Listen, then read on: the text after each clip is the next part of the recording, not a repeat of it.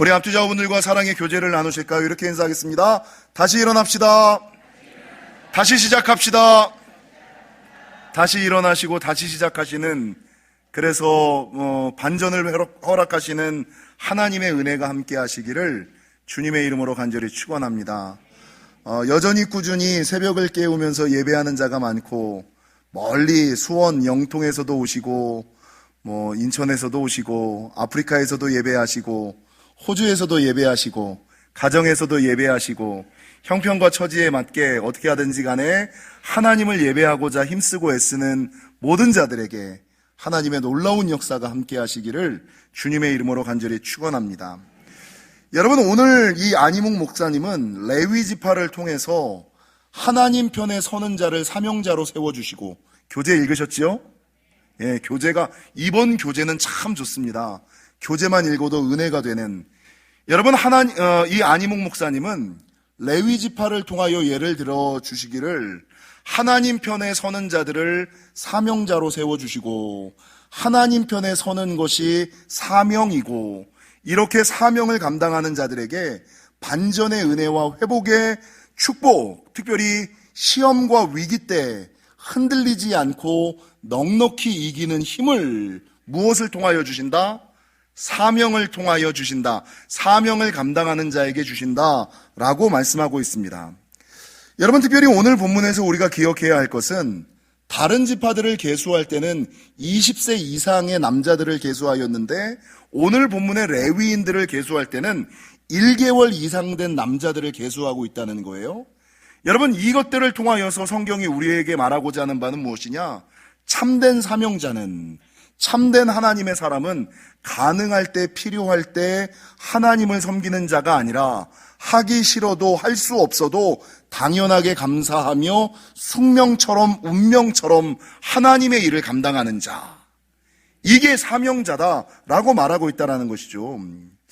여러분, 사명이 무엇일까? 사명이라는 것은 하나님께서 믿는 사람들에게 맡겨주신 일, 그러니까 각자에게 맡겨주신 사명들이 다 있어요. 나에게 맡겨주신 사명이 있고, 너에게 맡겨준 사명이 있고, 모든 믿는 사람들에게는 하나님이 맡겨주신 일과 직분, 사명이 있다는 것이죠.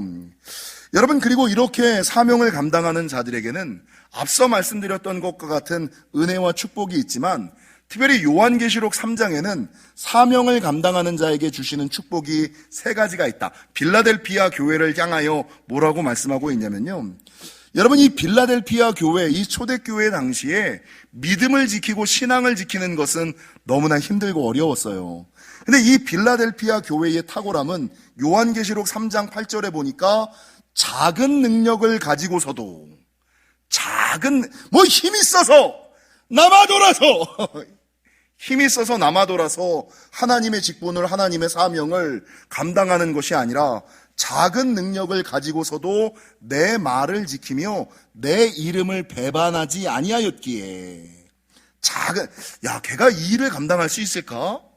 이 직분을 감당할 수 있을까? 부족할 거야, 모자랄 거야, 안 될 거야. 그러나 그럼에도 불구하고 작은 능력을 가지고서도 내 말을 지키며 내 이름을 배신하지 아니하였기에 하나님께서 이 빌라델피아 교회에게 3가지 축복을 주시는데, 첫 번째는 열린 문의 은혜. 열린 문의 은혜가 있으시기를 축원합니다. 여러분, 열린 문의 은혜라는 게 뭡니까? 제가 자주 얘기하는 것처럼 꿈꾸는 대로, 원하는 대로, 바라는 대로, 입술을 열어 선포하는 대로 열리는 물질의 문제도 열리고, 건강의 문제도 열리고, 관계의 문제도 열리고, 가정의 문제도 열리고, 인생의 문제도 열리는 것. 여러분, 열린 문의 은혜가, 그리고 이 열린 문 앞에 시온의 대로가 쫙 펼쳐지는 축복이, 여러분, 2번째, 이 사명을 감당하는 자에게 주시는 첫 번째 축복이 열린 문의 은혜라면, 2번째는 성전 기둥이 되는 축복. 여러분, 열린 문의 은혜라는 것은 살아있는 동안에 누리는 은혜거든요. 예수 믿고 기도하고 예배하며 살아갈 때에 사명 감당하는 자에게 주시는 게 열린 문의 은혜. 그리고 최종적으로 주님께서 주시는 축복은 무엇이냐?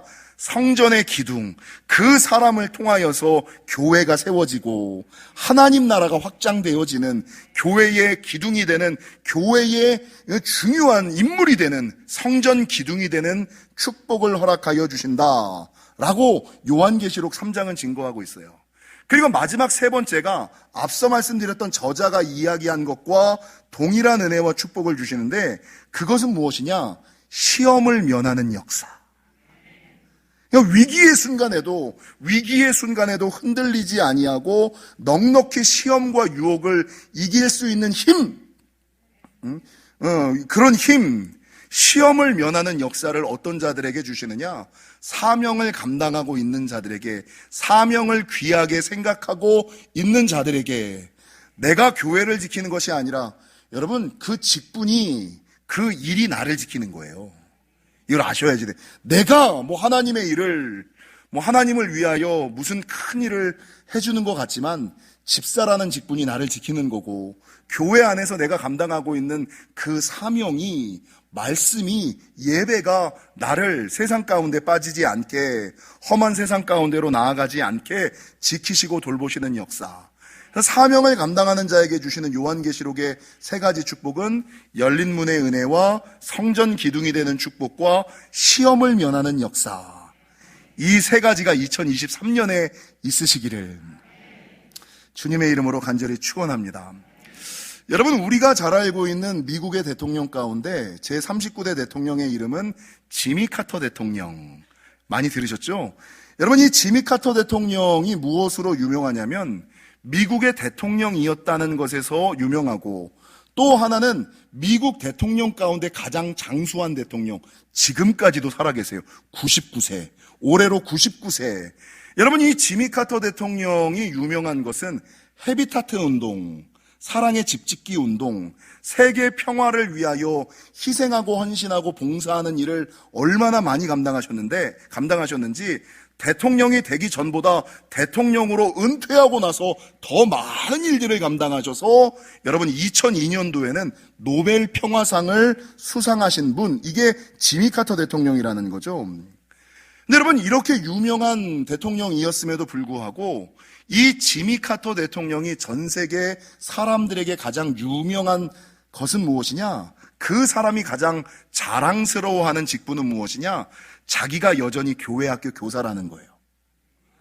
자기가 여전히 교회 학교 교사라는 것, 이 직분을 가장, 아무리 헤비타트 운동을 다른 나라에 가서 열심히 집을 지어주다가도 철저하게 5일만 일하고 나머지 주말, 토요일과 주일은 교회에 돌아와서 어떻게든지 간에 교회를 위하여, 맡겨진 영혼들을 위하여 힘쓰는 사람. 그래서 이 지미 카터 대통령이 스스로 뭐라고 고백하냐면, 자신이 맡았던 대통령직은 더 큰 일을 하려는 일시적인 과정에 지나지 않는다. 내가 맡았던 대통령직은 더 큰 일을 하기 위해, 더 큰 일이 뭐예요? 하나님의 일을 하기 위한, 하나님께서 맡겨주신 사명을 감당하기 위한 일시적인 과정에 지나지 않는다라고 말씀하면서, 이 대통령이 뭐라고 말씀하시냐면, 교회 학교 교사는 제 평생의 사명이요 소명이며 대통령직과는 비교할 수 없는 큰 기쁨입니다. 그래서 여러분, 이 사람이 뭐라고 쓰고 있냐면, 나는 대통령직을 수행할 때나 헤비타트 운동을 열심히 할 때나 노벨상을 받았을 때나 91세에 암이 걸렸을 때나 심지어 손주가 죽었을 때도 이 교회학교 교사의 직분을 한 번도 놓아본 적이 없습니다. 그래서 여러분, 지금 이 지미 카터 대통령이 올해로 99세가 되는데 교회학교 교사의 역할을 몇 살까지 감당하셨는지 아세요? 94세까지. 94세까지 주말, 토요일과 주일은 철저히 하나님을 위하여 헌신하고 희생했던 사람. 그래서 여러분, 미국의 주간지 가운데 타임즈라는 주간지가 있잖아요. 이 타임즈라는 주간지가 이 지미 카터 대통령을 표현할 때 어떻게 표현하고 있냐면요, 백악관을 디딤돌로 사용했던 유일한 대통령, 백악관을 디딤돌로 사용했던 유일한 대통령. 그러니까 모든 사람들에게는 대통령직이 최고의 직인데 이 사람에게는 대통령직을 하나님의 일을 감당하기 위한 디딤돌 정도로만, 사용했던 유일한 대통령이라고 평가하고 있다는 것입니다. 여러분, 2년 전에 제가 이 다니엘 세일의 특별 새벽 기도회에 하나님을 가까이 하는 21일, 여기서 동일하게 사명에 관한 말씀을 드렸어요. 여러분, 현대인들이 인생을 살아갈 때 잡혀 살아가는 5가지가 있어요. 5가지 M, 기억나십니까? 2년 전 특세 때 하나님을 가까이 하는 21일에 말씀드렸던 설교 예화인데, 현대인들은 5가지 M에 붙잡혀 살아가요. 첫 번째, 뭐에 붙잡혀 살아갈까요? M 하면 떠오르는 거. 머니, 돈에 매여 살아가죠. 현대인들은 돈에 매여 살아가죠. 그래서 첫 번째 M은 머니. 두 번째가 뭔지 아십니까? 마이트, 힘과 권력에 묶여 살아가지요. 세 번째 M은 무엇이냐? 미디어, 컴퓨터와 스마트폰의 영향을 받으며 미디어에 묶여 살아가는 사람들. 네 번째는 무엇이냐? 머신. 이 머신이 의미하는 것은 무엇이냐? 어떻게 하든지 간에 편하게. 그래서 여러분, 사단이 믿음의 사람들을 흔드는 여러 가지가 있는데, 첫 번째가 개인주의, 두 번째가 물질주의, 세 번째가 인본주의, 네 번째가 뭐냐? 편리주의. 편한 거. 그래서 우리 영지교회는 편한 교회 아닙니다. 신앙생활은 편하게 할 수가 없습니다. 우리 교단에 아주 유명한 전주의 안디옥 교회, 깡통교회 있죠? 이 깡통교회의 구호가 뭡니까? 일평생 구호. 따라하겠습니다. 불편하게 삽시다. 여러분, 영적인 세계에서 육신이 편하면서 영적인 성장과 발전은 있을 수 없습니다. 디지털로는 결코 영적인 진보를 누릴 수가 없습니다. 그래서 이 현대인들이 누리고 있는, 잡혀있는 네 번째가 머신, 편리함, 편리주의고, 마지막 5번째가 머니, 마이트, 그리고 세 번째가 미디어, 네 번째가 머신, 마지막 5번째가 뭐냐면 매스. 이게 뭐냐면 시대의 흐름과 유행을 따라 살아가는 거. 우리 아이들이 롱패딩 입으면 다 롱패딩 입어야지 되고, 모든 아이들이 놀스페이스 입어야지 되면 다 놀스페이스 입어야 되고, 모든 엄마들이 몽클레어 입으면 다 몽클레어 입어야 되고, 모든 엄마들이 구찌를 들어야지 되면 다 구찌를 들어야지 되는 것처럼, 여러분, 시대의 흐름과 유행에 묶여 살아가는 사람들. 그래서 현대인들은 이 5가지 M의 노예다라고 말하는 사람들이 있다라는 것이죠. 근데 현대인들이 이 5가지 M에서 자유할 수 있는 마지막 M이 뭔지 아세요?